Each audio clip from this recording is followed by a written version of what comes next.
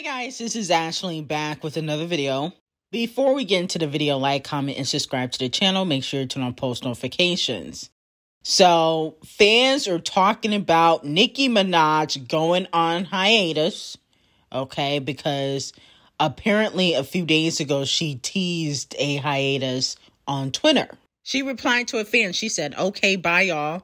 I didn't know this many of my students in Barb University wanted to wear this dunce cap today, B-word. Let me start my hi," and then she is obviously talking about her hiatus.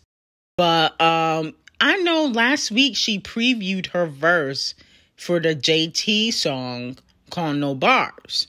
And so I believe that Nicki Minaj should definitely put that out before she starts her hiatus, okay? Because No Bars, it's an okay song. I think JT did her thing, but Nicki Minaj did help her with some of the lyrics, so I can't give her 100% credit.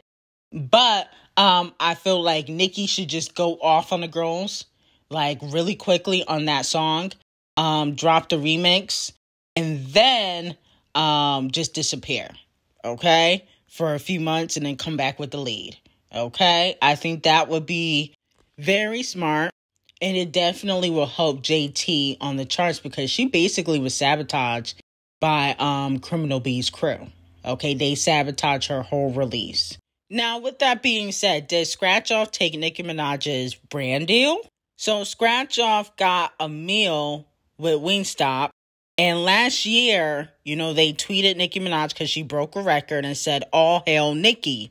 And fans are speculating that they offered a deal to Nicki first and she turned it down and she gave the crumbs to Scratch Off. That's what they're saying on social media. Fans are also clowning the Barbs, saying that, the Barbs were saying Scratch Off's career is over. But ever since she, dissed Nicki Minaj, it's been up for her. That's what they're saying on social media. Now, here's the thing. To me, Nicki is bigger than brand deals. She's already done several before. She should be starting businesses. She doesn't need a Wingstop brand deal. That wouldn't even make any sense, okay? She should be opening up her own restaurant, okay, like Lil Baby did, okay? She should be having her own eyeliner, her own makeup collection. She's bigger than brand deals. All of her peers, like Ariana, Queen Bee, Rihanna, they all have their own companies, okay? Now, they might not own 100% of it, but they still got their own companies. It wouldn't even make sense for Nicki to take a random food brand deal. And then on top of that, just because Scratch Off got a brand deal, that don't mean she on top. Didn't Sweetie have a McDonald's meal? What happened to Sweetie's career? Didn't she sell 2K?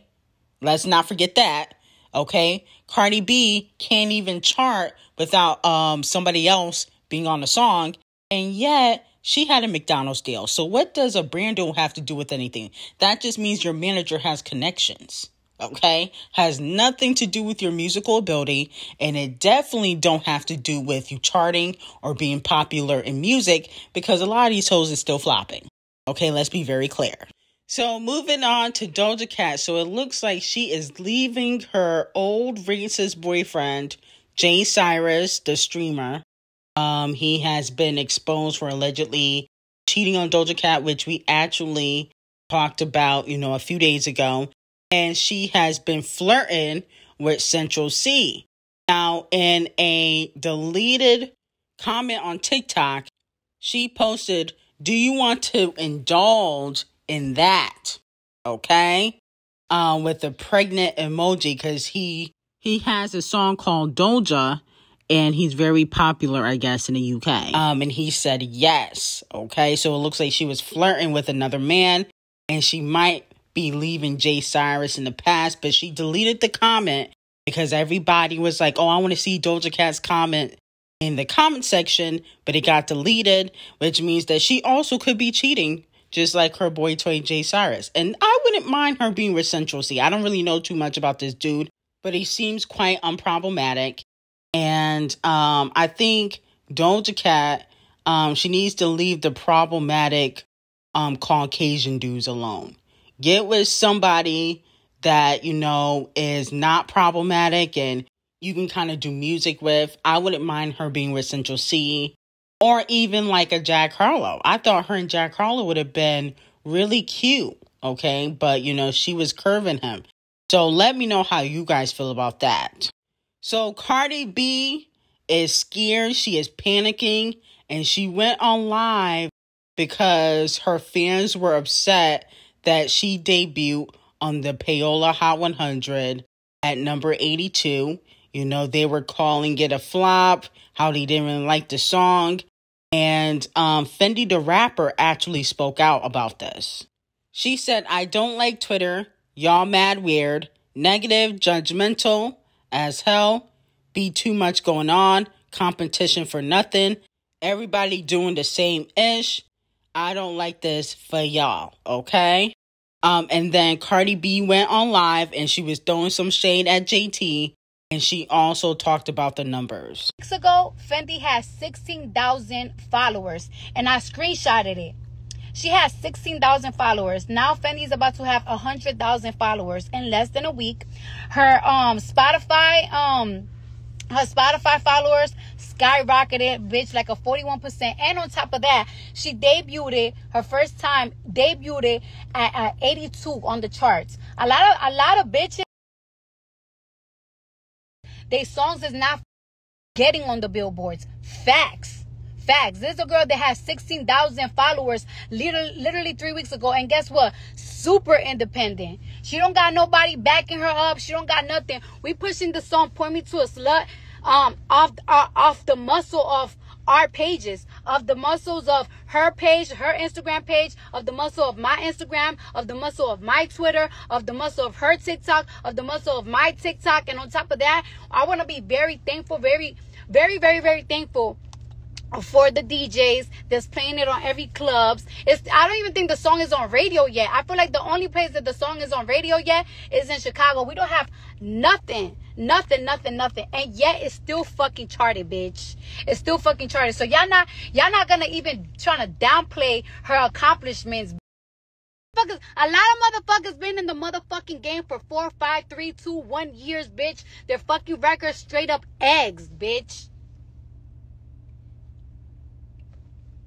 So peep how she took that little shot at JT towards the end. She said that, people been in the game for 4 to 3, 2, 1 years and their records are eggs, basically saying that they don't really chart. She talking about the City Girls. Remember, she called the City Girls flops last year when she was going back and forth with JT. And another thing is, Cardi B can't really justify this number 82 like she's trying to do, because at the end of the day, you was getting compared to Camel Face and Champagne Thickums last week, okay? Even though they're icons and you were just a stripper from Love and Hip Hop that turned into a rapper. And then on top of that, I'm looking at all these versions of Point Me To, and number 82, you had the instrumental, you had the regular version, you had the speed up version, the explicit version, the non-explicit version. So there's really no excuse when you put out an EP. And here's the evidence for that. So I don't want to hear, she has 16,000 followers. You should be able to get it to, top 30 by yourself, because you're the Camel Face and Champagne Thickums of this generation, right? That's what the people were saying. So don't try to use no excuses. I don't want to hear nothing from you criminal faces. So Jungkook and Scratch Off 7 is expected to debut on the Payola Hot 100 at number 2. It's supposed to be the highest debut song by a female rapper in 2023. Let me know how you guys feel about that. This is one of those cases where, Scratch Off had no influence on the song at all. Despite what the crackpots are saying. People are being very delusional, acting like it's Scratch Off's influence as to why the song is doing so well. I mean, it's BTS. Let's be very clear. But congratulations to Jungkook. Well deserved, for him only. And the BTS fans, they're just loyal. That's how they rock. So you can't even be mad at it. So let me know how you guys feel about that. moving on to Megan and Ice Spice. So, as we know, earlier this year, Ice Spice unfollowed Megan on Instagram because Megan did not follow her back, but she was on hiatus. But allegedly, Megan's team think it would be a good idea to work with Ice Spice, okay? Let me know what you guys think that Ice Spice and Megan would do on the charts. I think they can easily go top 40, top 30 on the charts. But, Megan has already worked with Nicki. She has already worked with Cardi B. She wants to work with D0JÁ, but D0JÁ, clearly has been avoiding that collaboration. But they technically already worked together on the Ariana Grande collaboration. So it only makes sense for her to work with the up-and-coming female rapper, the hot new it girl, okay? And she's already worked with the City Girls. So let me know how you guys feel about that. I think that they can go top 30, top 40, maybe top 20, depending on the music video and radio play. Because Payola Board is all about radio play. So let me know how you guys feel about that. Now, Queen Bee and the Chart Obsessed Racists have ruined touring opportunities for other artists. Now, as we know, Lil Baby had to cancel some of his concerts for his tour because they weren't selling. And allegedly, Lil Durk had to do the same thing. And fans are blaming Queen Bee and the Chart Obsessed Racists for people not buying tour tickets to see other artists because everybody's going to see Queen Bee. Okay? Everybody's going to see Queen Bee. She has caused inflation in the U.S. And also in Sweden and several other cities and countries.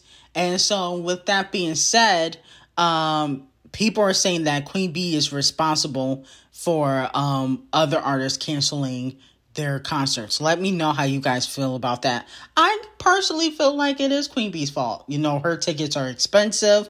After you go to a Queen Bee concert, you might be strapped, okay, because it's going to cost you. And then on top of that, she's the best performer live, so you might not want to see anybody else. So anyway, I got some hot tea on Patreon. The link is in the description under my link tree, and have a great day.